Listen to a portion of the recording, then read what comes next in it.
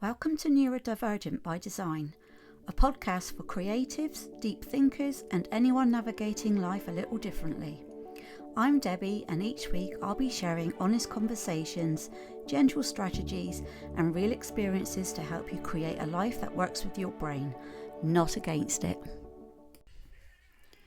Hi, and welcome back to NeuroDivergent by Design, a podcast for creators and deep thinkers navigating neurodivergence in a world that wasn't built for their brains. I'm Debbie, and today we're talking about something that doesn't get spoken about enough: low energy days. The kind of days where even the smallest task feels impossible. You know those days you wake up already tired, your brain feels foggy, your body feels heavy, and there's this pressure in the background saying you should be doing more, but you can't. Not because you don't want to, not because you're lazy, but because your capacity just isn't there. This is something I experience a lot as someone with ADHD and autism. There are days where I feel motivated, focused, creative, and then there are days when I can barely think straight, let alone create something. And for a long time, I used to fight those days. I'd push myself through, force myself to work, tell myself I just needed to try harder. And it never worked. It just led to more burnout.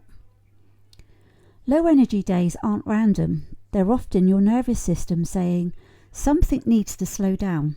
This could be because of mental overload, sensory overwhelm, emotional fatigue, burnout building in the background. When you're neurodivergent, your energy isn't always consistent. It's not a steady line. It's more like waves. And the problem is, we're living in a world that expects consistency. Same energy, every day, all the time. But that's not how your brain works. And that's not a personal failure. It's just a mismatch. Here's what most of us do on low energy days. We judge ourselves, compare ourselves to our good days, try to push through anyway. And then when we can't, we feel worse.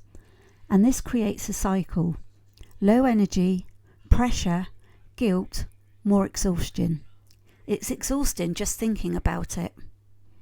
So instead of asking, how do I push through this?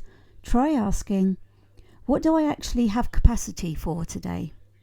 Not your ideal day, not your productive day, but just today. Because on low energy days, your job isn't to perform, it's to support yourself. So here's what to do instead, and these are a few things that have genuinely helped me. Lower the bar massively. So if your brain says, I can't do anything today, ask, what's the smallest possible version of something? Instead of, I need to draw for 2 hours, it becomes, I'll pick up a pencil for 2 minutes. And if that's too much, I'll look at a reference photo. Tiny counts. Create a low energy menu. So have a list ready for these days. For me, that might be including light sketching, swatching colours, watching art tutorials instead of creating, and organising materials. Things that keep me connected but without the added pressure. Remove decision making. So low energy and too many choices can equal shutdown. So simplify everything. Wear something comfortable, eat something easy, do one thing at a time. Reduce friction wherever you can. Rest without guilt. This one is hard, but rest isn't something you earn. It's something your body needs. Sometimes the most productive thing you can do is actually stop. Stay connected to your identity. Even on low energy days, you're still an artist. You're still creative. You don't lose that just because you're resting. Sometimes it's about staying gently connected rather than fully showing up. Bringing this into your creativity. So this is something I've built into my art membership as well.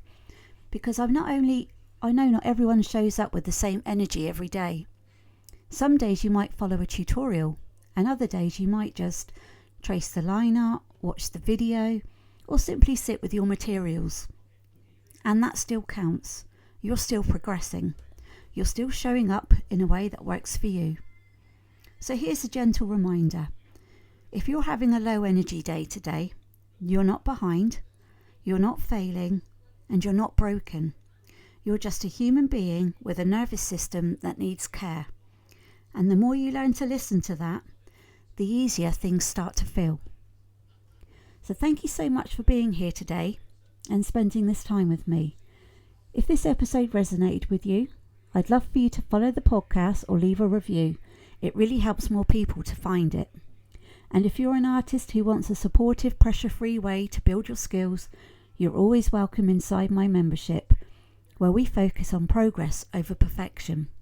I'll leave the link in the description. So I'll see you in the next episode. If you enjoyed this episode, I'd love for you to follow or subscribe so you don't miss the next one. And if this resonated with you, feel free to share it with someone who might need to hear it too. You can also find me over on YouTube and inside my art community, where I help you build confidence in your creativity at your own pace. Until next time, take things gently and create in a way that works for you.